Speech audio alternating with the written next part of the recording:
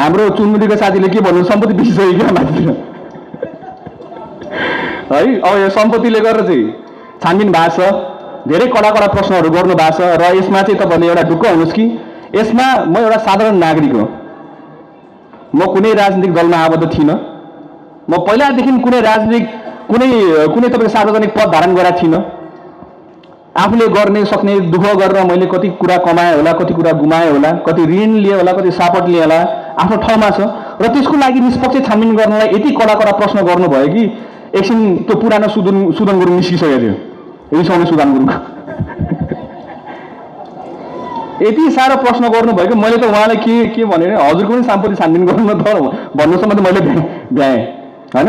म एउटा साधारण नागरिक, तर अहिले एउटा सार्वजनिक पदमा छु, मैले बुझ्छु यो कुरा, मैले आफ्नो जिम्मेवारी बुझ्छु, एउटा पारदर्शी हुनुपर्छ भन्ने म कुरा बुझ्छु र सफाई पाइहालेको खण्डमा मेरो विचारमा त्यो फेरि तपाईँको जिम्मेवारीमा उहाँहरूले इच्छाउनुहुन्छ र मलाई काबिल देख्नुहुन्छ भने म त्यो पदमा गइहालेँ भने पनि मलाई अलिकति समय दिनु म हजुर सबैजना आग्रह गर्छु। मलाई 2 महिना जतिको समय दिनु, त्यतिखेर यो फोटो खिच्ने र माला लाउने खादा लाउने बधाई दिने कार्यक्रमहरू नगरौँ, मन्त्रालय धाउने काम नगरौँ। 2 महिना जति मलाई समय दिनु होला, म त्यति दिनसम्म सबै कुराहरू इस्टाब्लिस गरिदिन्छु।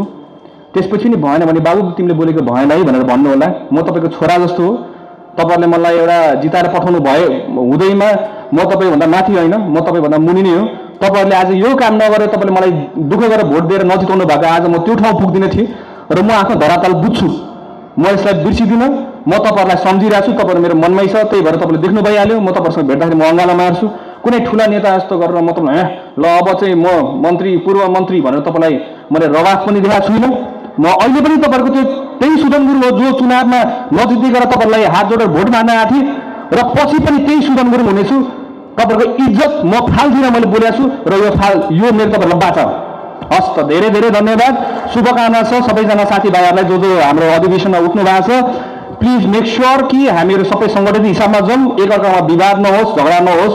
2-3वटा ठाउँहरूमा मैले देखिरहेको छु कि हानाहान परिरहेको छ, त्यो भनेको पुरानो राजनीतिक संस्कार हो जुन त्यसलाई हामीले तोड्नु पर्नेछ। त्यो संस्कारलाई तोड्दै राष्ट्र स्वतन्त्र पार्टी के हो भन्ने एउटा इक्जाम्पल सेट गरेर यसपालिको प्रदेश स्थानीय केन्द्र त भइहाल्यो, 3 तहको सरकार दिएर यसपालि देश बनाऊ। धेरै धेरै धन्यवाद।